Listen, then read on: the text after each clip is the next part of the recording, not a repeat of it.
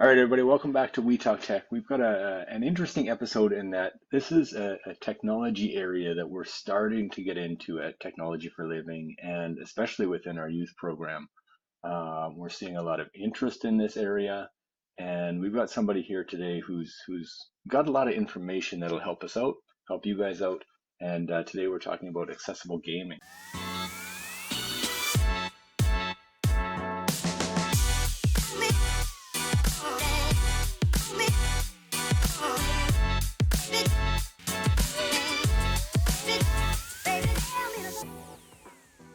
Great, thanks, Wayne. I'm very happy to introduce our guest today, Tyler Fentie from the Neil Squire Society. In particular, he works with the Makers Making Change program and has a lot of knowledge about adaptive gaming. Welcome, Tyler.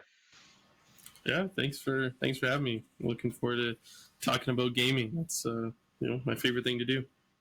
Awesome. So I understand you've got a presentation to show us with some visuals to help guide us, right? Yeah, for sure. Yeah. Tyler, while you're getting your screen going, can you just tell us, were you a big gamer growing up? Is that why you're where you are now? What's your background a little bit? Yeah, that's a big part of it. Yeah, gaming's always been like a big part of my life. Yeah, just kind of I guess got thrown into it through my family. We have game nights, especially like through like the old kind of Nintendo 64 as the first console I was playing on a ton. But yeah, really ramped up during the Wii years. I feel like the whole family kind of was able to get into that one. So Right. yeah, You shouldn't age us like that, Tyler. I was part of the N64 as well, and I'm not that old. I'm yeah, stepping in for yeah. Ian. Ian's like Super Jeez. Nintendo, Yeah, I was I first Nice. was generation thinking of N64. consoles. I was using the Sega and the Super Nintendo. Yeah, I know. My bad on that one. I mean, for me, I mean, when I talk to some folks, sometimes they're even surprised that I had like a Game Boy and those kind of things growing up. So I kind of like I feel like I lined up perfectly with the like innovation and handheld gaming and having gaming as kind of a regular part of your life. So Yeah. thankful for Oh that. yeah, absolutely. So why don't you tell us about the accessible gaming program at Makers Making Change? Yeah, for sure. I mean, I guess just kind of like in general, what we do in our program across Neil Squire, we have a bunch of different programs I'll chat about, and Makers Making Change. We do a bunch of stuff kind of within that sub program, and then within that like sub program, we have the gaming kind of piece that we work on. So it is a very kind of, I would say, smaller piece of some of the organization work that we do, but really fast growing portion of that work that we've seen a lot of development in recently, and especially working with you guys on some of the stuff that you guys are doing with your youth program as well too has been a big need for it recently in Canada. So for kind of like an overview of some of the work that we do in gaming, it's kind of this like one slide piece, but really it's the assistive technology in gaming. So all the stuff I just talked about, where we're doing low cost tech, all that kind of stuff. We're just trying to make sure that we're providing devices for gaming specifically, or providing modes for gaming. So again, like continuing the lip sync route, where kind of including that gamepad mode and improving that gamepad mode, creating things like joysticks or modified controllers, which we'll chat about a little bit later. And then really answering this question of where do I start, and that's kind of the core mission at the moment. Is we've had, and really where this program kind of came out of, is we're getting a ton of questions through emails and phone calls and stuff on whether it's a rehab tech in a hospital somewhere in Canada and the US that want to learn more about how they can provide gaming for their clients, or it's a gamer themselves that wants to see the options that are available out there, or thinks I think those switches you have might work with the Xbox adaptive controller, do they, those kind of things.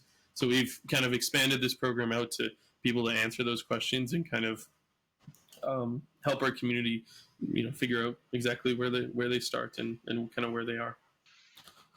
So getting a little bit more into that, where do we start piece? If we look at kind of the different elements that we do, one of them is supporting gamers directly. So again, people are reaching out to us, want to know what technology is available for them, or maybe they've had an injury and they want to get back into gaming, or they just haven't seen gaming as a accessible option to them in the past, and now they want to explore it.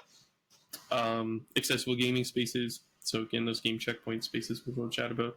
working with the game industry to make games accessible right from the start, and advancing that low-cost hardware. So really, there's like two main hardware things that we can provide, and that's alternative access. So again, sip and puff, switches, joysticks, all those kind of pieces that someone would be using like instead of a standard controller, basically. So if someone's unable to hold a standard controller, it's inaccessible to them, you could mount various switches and joysticks around to utilize that.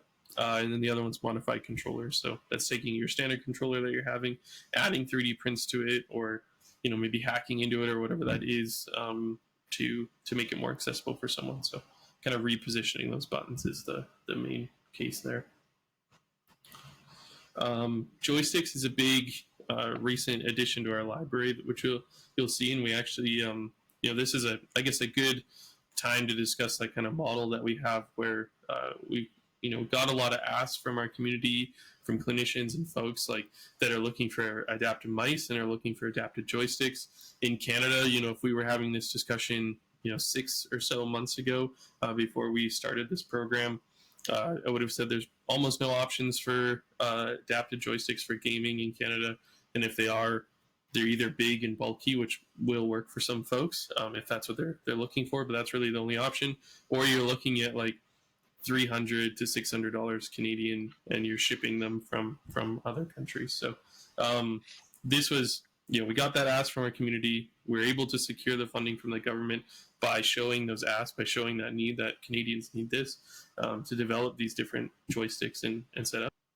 And who works on developing these? So I know you and Josie work on them, obviously, right? But do you get help from members of the community with these types of skills? Who's involved in the development process? Yeah, so we've always had like a small R&D team within our program. So we have, depending at the time, we'll have members of staff that either are engineers or have some technical background, or maybe like students at the time assisting us internally, that are developing these joysticks and kind of leading the project internally when we have these like grant fund projects. So like the lip sync, like the joysticks, like this stuff. So Jake's the one on our team that leads that work. Again, Josie and I are helping. I mean, mainly on this project, Josie actually developed quite a few of these joysticks, or I'm helping doing kind of the user testing side of those things, and our outreach team is getting that feedback from us. So these type of projects are kind of like our whole team together developing something and listening to the community about either doing that beta testing when we're getting those initial joysticks out, or doing polls and kind of getting that initial feedback for what we want to design. But about 50% of the projects that you actually see on our website today are coming directly from the community. So these are, someone has come up with an idea, or we have a design challenges section on our website. So they might pick up a design challenge that someone has submitted. So someone might, ask for, a different type of bottle cap opener or something like that. Someone will design it. And then we actually have resources on our GitHub that help people document their projects and kind of go through the whole design process of that project. So then at the end of the day, we can put that back up on our website and people can request it. So it's kind of like two main streams of the way that devices get on our website today. Just a quick question about Makers Making Change, Tyler, and probably in regards to this as well, but do you guys at Makers Making Change search the internet for other 3D printed models that would be helpful to the community, and just kind of bring it in and kind of centralize everything within your website? Yeah, for sure. So if we get like a tip, or we just find something online and they're like, yeah, these are really great, you should print these. We do have a process to do that as well. So if someone has uploaded a design that's open source and has like kind of the correct licensing for our website, which just basically means that it's free and available to share, people can remix it and all that stuff. So you might find a lot of those on like websites like Printables, or like Thingiverse, or those kind of things that have like 3D models that someone are uploading. We have a process as well to kind of test print those, and then if there isn't any documentation for it, which no hate at all the makers online, but a lot of us don't like to document anything. Right. But we want to make sure that everyone's knows how to use it, knows how to build it, and knows how to build it properly. So I think that's another really important part of our process, to find something online and document it so people can recreate it at the highest level possible. Okay. So if you ever find something online, you're like, this is great, and you want to share it to us, we would love to see it. So getting a little bit into the Game Checkpoints program. So GAME stands for Game Accessibility Made for Everyone. Checkpoints, a little play on word of the different locations around Canada that have received the training. So basically, we have coming up by the end of June, we'll have 9 Game Checkpoint centers across Canada. So kind of the way that this works is we will either a community member, like at the time when we first started this program, we had grant funding to support 4 initial centers with gaming gear. So we had funding, we provide the gear, I'd fly out there, we train the center on how to use that technology and kind of tailor it for their center. So maybe their recreation focused rehab center, like our Toronto location, or maybe they're more like AT, occupational therapist focused center, like our GF Strong location or centers like that. So kind of tailor it to them, do that training.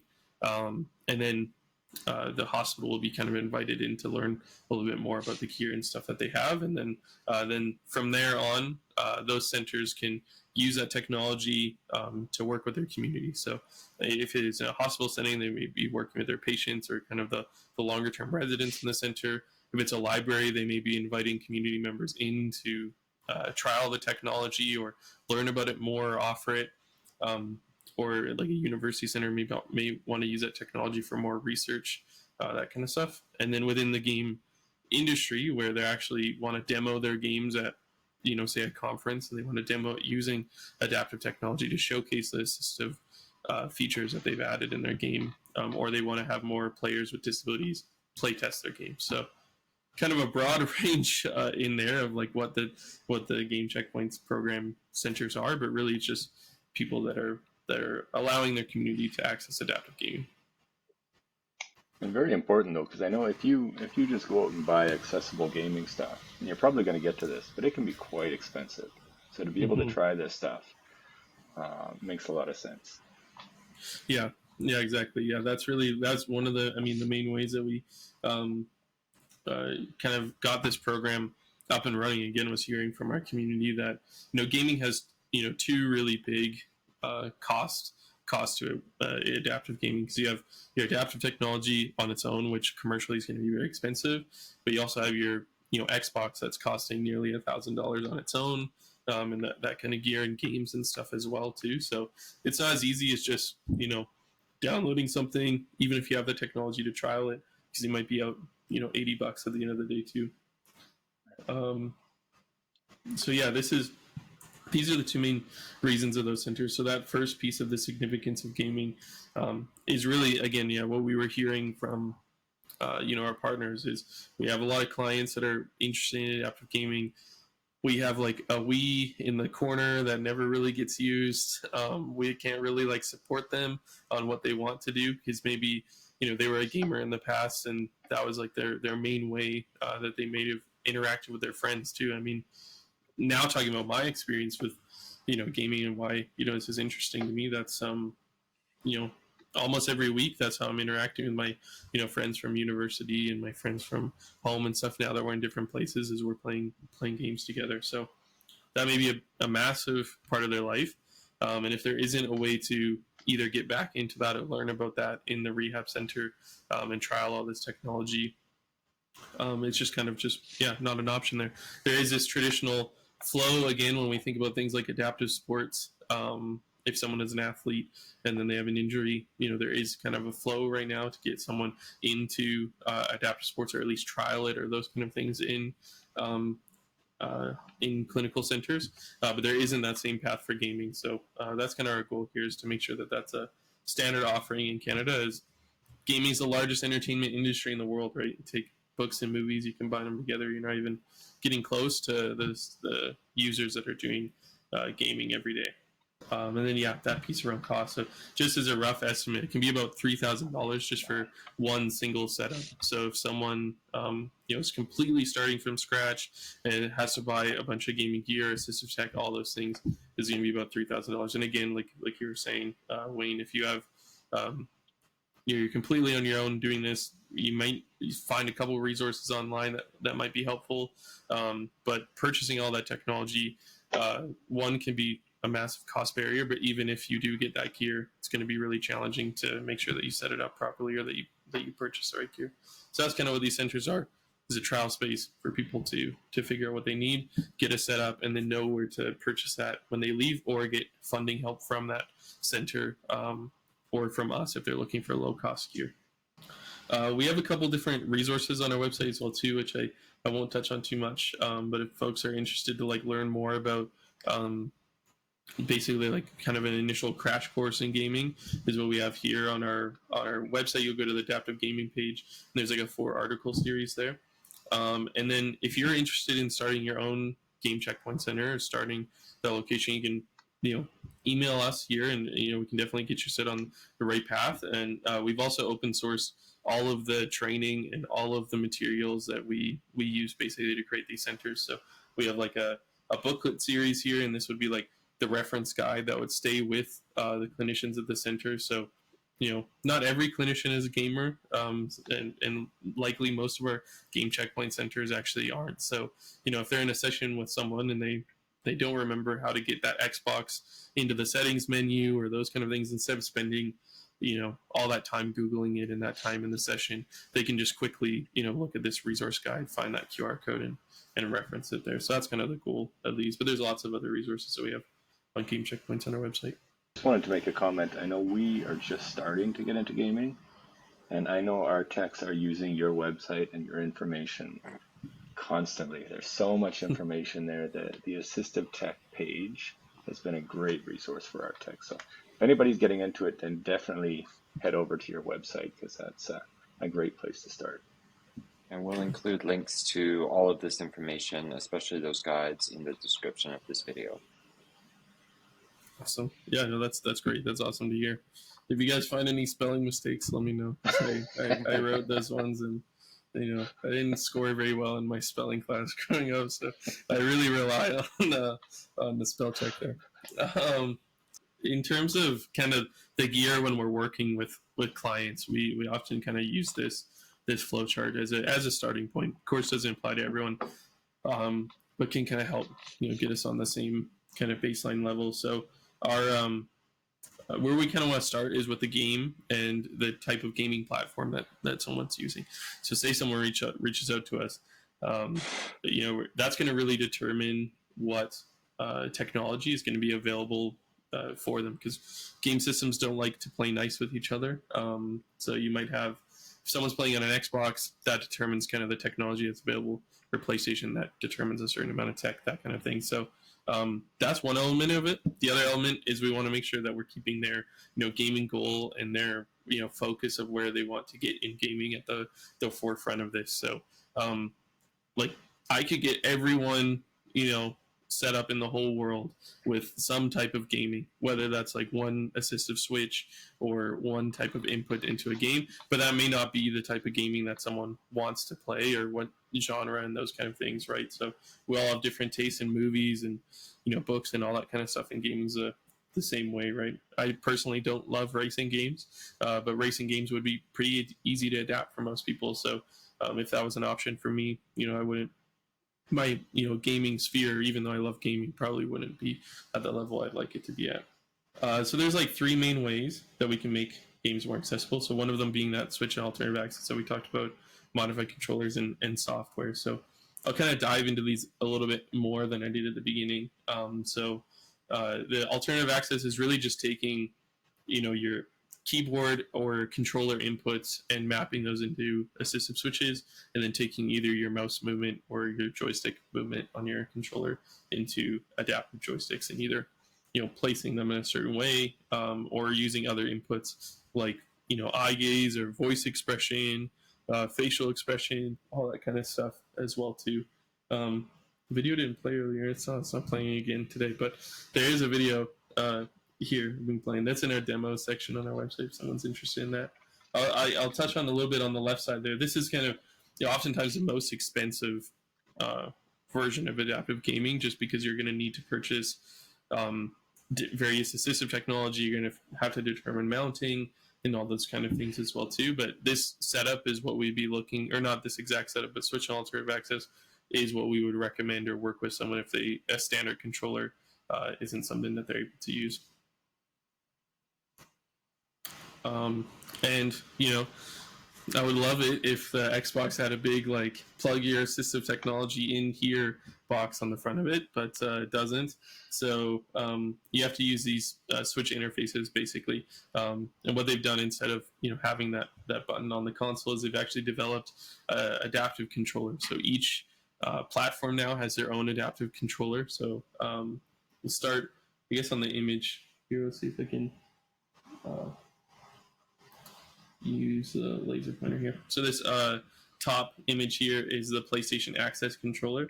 So it has a bunch of swappable buttons on the top where you can like change the different shape and those kind of things. And each one of these sections is a different button in the game, which in the software you can change to whatever you want it to be. So right now, like this button's X, this one's triangle O, and it comes with a built-in joystick on it as well too.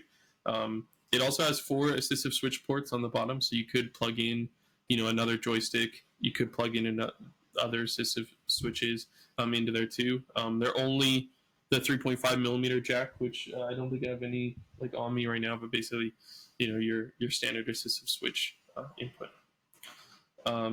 So that came out, actually that's the most recent one that came out in December. But in 2018, kind of what started it all here is the Xbox adaptive controller. So there's like white box on the bottom here, and this one is these two are like completely different approaches to thinking about adaptive gaming. The PlayStation 1 is more of like a controller on itself. Like it's a controller that comes out of the box, ready to play.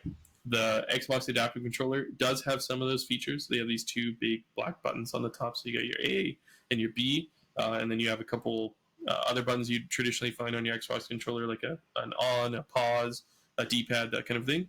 But every other input that you would have into it comes through the jacks that are on the back. So, your A, B, X, Y, all the other buttons you have on a controller are your assistive switches, which are on the back here. So you need to purchase additional gaming gear to utilize it basically as a full controller.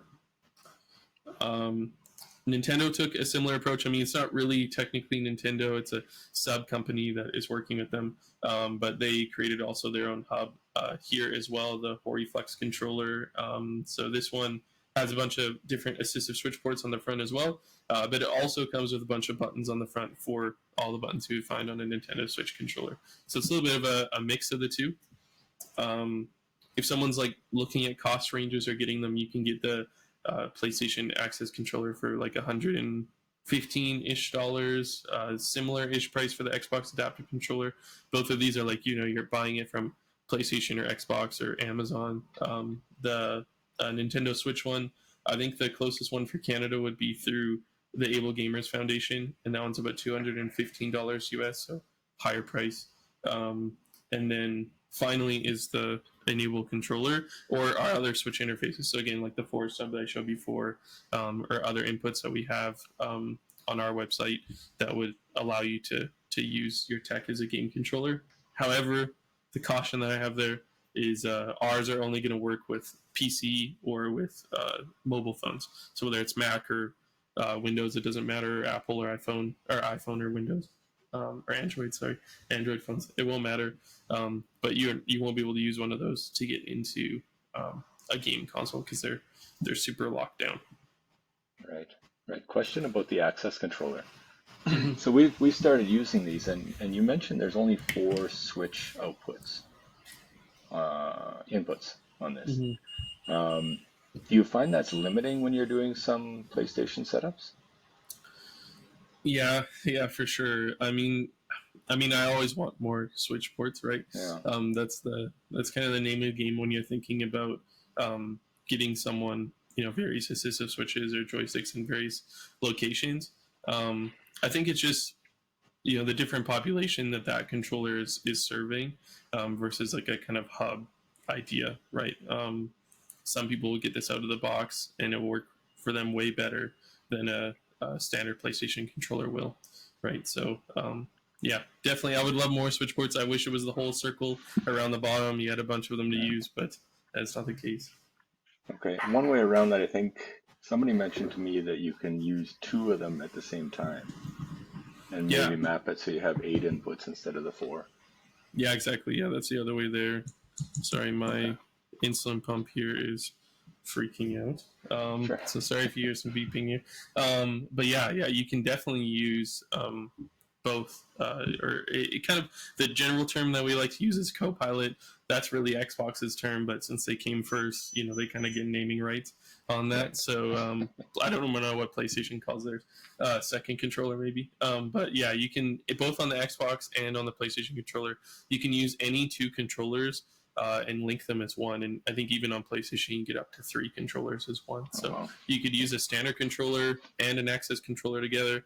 You could use an Xbox adaptive controller and a standard Xbox controller together as well too. So yeah, lots of different ways that you can combine use cases. Cool.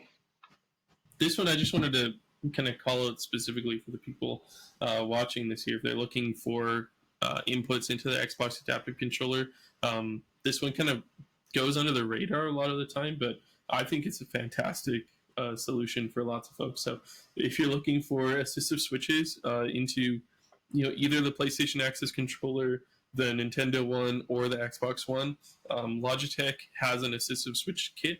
Comes with a variety of 12 different assistive switches, $129, different sizes and form factors, and even this one that's labeled RT here is like a proportional one, so it works the same way your trigger does on a adaptive controller, or on a standard controller. So if you press it a little bit, you'll give it a little bit of gas versus press all the way down. Comes with Velcro matting, which the Velcro is amazing on this one too. So yeah, something that Xbox did to kind of when they released the Xbox adaptive controller to help people get the assistive switches they need to have those inputs into there. 12 switches for $129 is pretty unheard of in commercial terms. So Yeah, It's we really love good these value. switches. Yeah. mm-hmm. I use them with my chair and all my assistive technology. My left hand is resting on 6 of them right now in an array on my chair. They're great value, and I love them. They work well, aside from gaming. But yeah, it's a really great value proposition, and lots of different form factors, so you can kind of try and figure out what works best for you. So I would also, from using them personally, I would very much recommend them. Yeah, that's awesome. That's good to hear. Yeah, because it's something that we're recommending, very, very frequently. If someone's like, we have our line of assistive switches, which, a lot of these are comparable to them as well. But if someone, wants the Velcro mounting or some of those things as well too, there's some options there. They have, and they also come with Velcro pads on the bottom to Velcro those and labels and stuff too. Yeah, I can't speak more highly about this one. Yeah, modified controllers. So yeah, there's a couple commercial companies that do this as well too. Like Evil Controllers is really the main one. So that's a left controller on the photo there, where they've actually like added additional joysticks or switches kind of right on the controller itself. So this would be something you purchase and it would come shipped like this already. Or there's lots of designs online for basically like snap-on 3D prints that you can modify your controllers with. So there's a great organization ran by Caleb Kraft called the Controller Project. He's really led this pulling all of the controller modifications that come online into his website. And we benefited from that as well too by working with him to add some of those designs to our website and document those as well. So these are just a photo quick of a few of them. Where on the left side you get the Nintendo Switch one-handed modification. So basically just those are the Joy-Cons on the Nintendo Switch and they just bring them closer. So you can kind of hold them in one hand or rest them on the table and put your hand on top of it. Things where both of these options are very similar, where you're just taking 3D prints and kind of replacing those buttons into different locations, bigger, smaller, different leverages. And as you can tell, like lots of creativity there. One of the most popular ones on our website is the one-handed controller modification. So that's what this GIF or GIF here is, where basically you're adding 3D prints to the controller so someone can play fully with their right or left hand.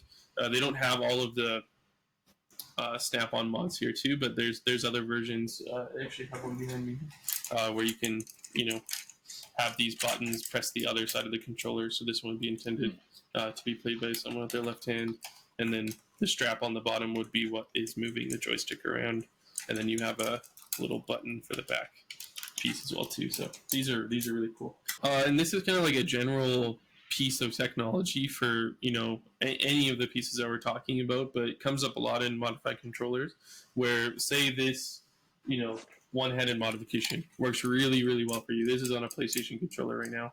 But say you have an Xbox at home and you're like, okay, well, my PlayStation controller isn't going to hook up to my Xbox. So, kind of out of luck there. But fortunately, there's these things called adapters, which you can buy on Amazon or different websites. And these kind of like trick your console into thinking that whatever controller you're using is the right one, basically. So, we created this. This is an example of what's in our guides that we have on our game checkpoint resources. So you can pick the console that you want to play on, you can pick the controller you want to use, and then you can find the adapter basically that will allow you to do that. So a very common one is getting Xbox adaptive controllers working with Nintendo Switch. So instead that helps us avoid the cost of buying the $215 Nintendo Switch version of their adaptive controller. If they only need the Xbox One or they already have the Xbox One, you can use like a $60 adapter to get that working with their console there. Are those adapters pretty easy to set up too? Or are they plug and play? Or? Yeah, some are plug and play, some are a little bit more complex. The ones that we recommend, we try to stick to like as basic or easy as possible. So like the Magic Mayflash one is literally, I don't have one here, I don't think, but it's literally just a USB stick.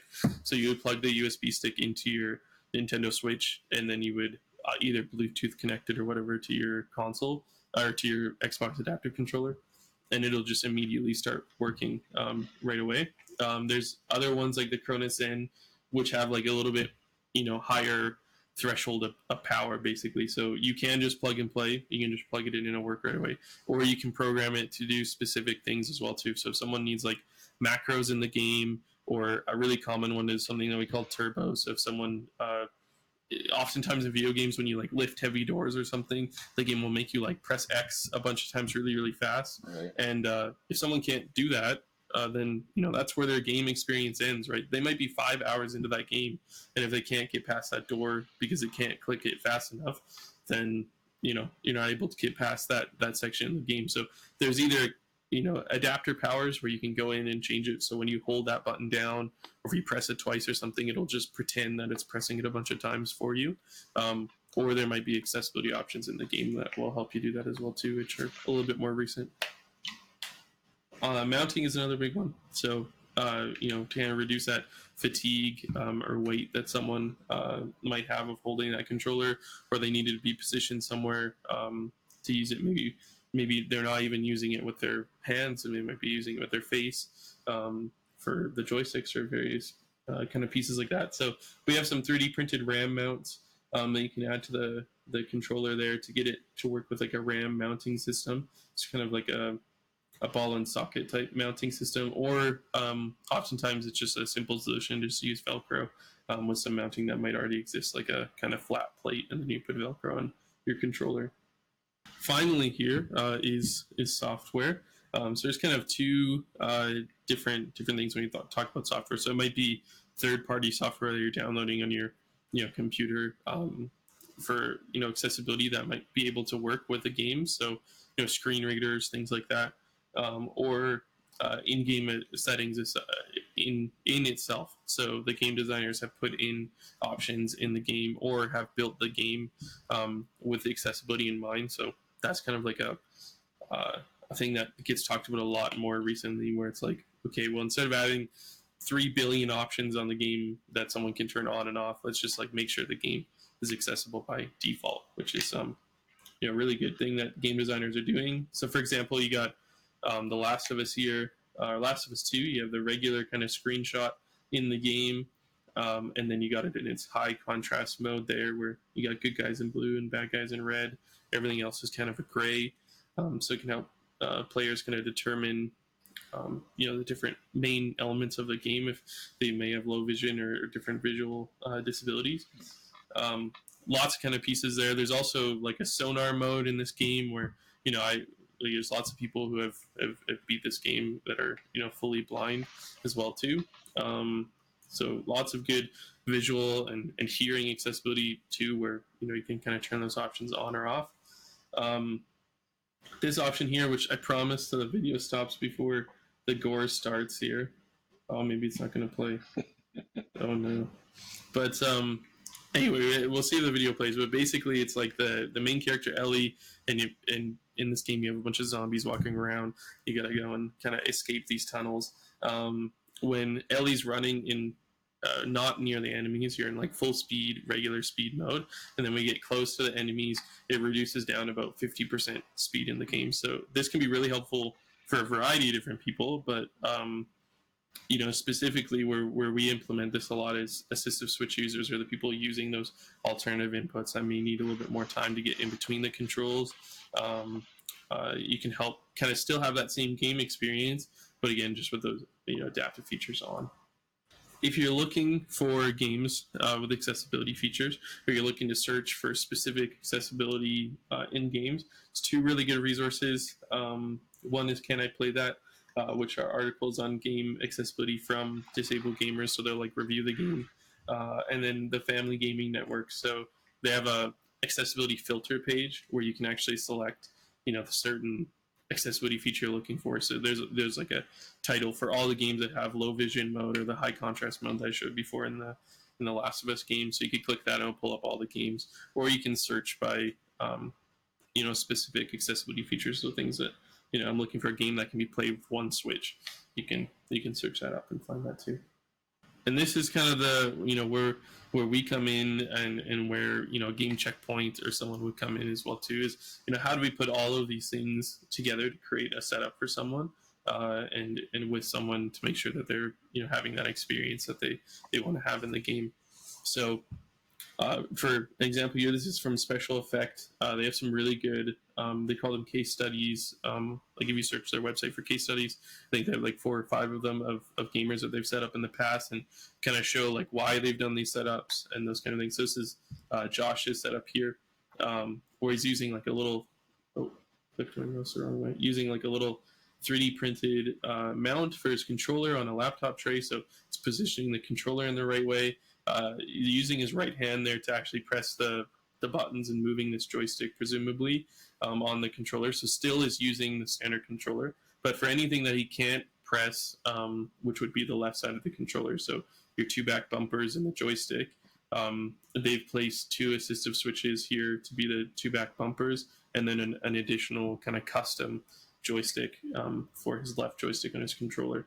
And the way that he's actually utilizing the switches and joystick is through that co-pilot mode that I talked about before, with the Xbox adaptive controller. So both these things with the glowing Xbox symbol, both these controllers are just kind of working together in the game, and the game doesn't know they're different controllers, just working as one.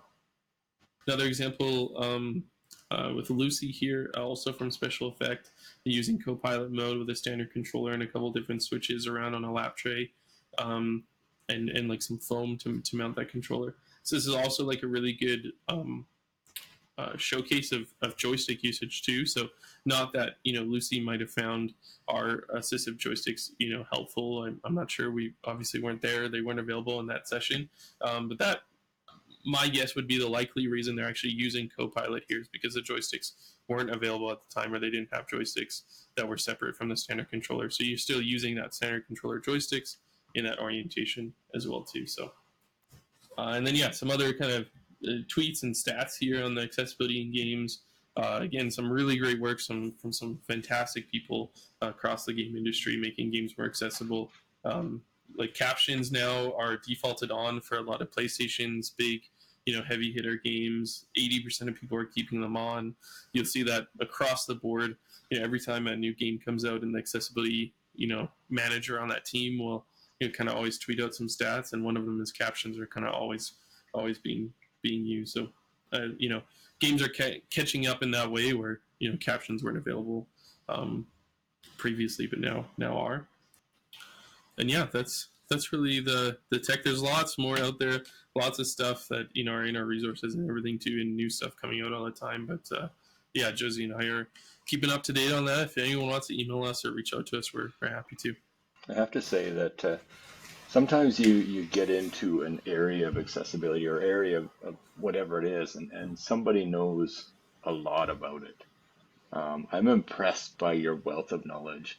And not only that, but that all of that knowledge is available to everybody on the website. You guys have documented it so well. So I appreciate that. Yeah, Taylor, Yeah, thank that you. was fantastic. Yeah, that was incredible.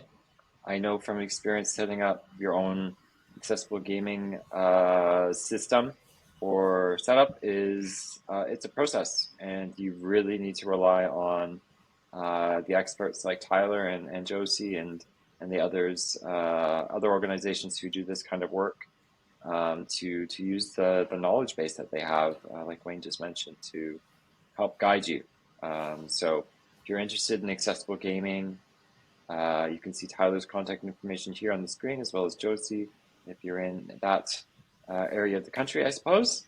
But yeah, it's really been great to hear this incredibly comprehensive information. So thank you very much, Tyler, for joining us and sharing this with us and our members, our viewers. It's been an incredible time. Yeah, well, no, thank you both for having me. Yeah, happy to share it. Yeah, happy to share this information. Of course, love gaming, and kind of putting these two passions together and making adaptive technology and customizable tech that I've used myself throughout my whole life, and putting these two things together has been fantastic. So I appreciate your guys' collaboration moving forward on your guys' youth program and all that stuff, all that great work that we'll be doing in the future. All right, well, thank you very much for watching, everybody. All of the links and resources, especially the guides that Tyler's talked about, will be linked in the video description. Thanks for watching, and please subscribe, and we'll see you next time.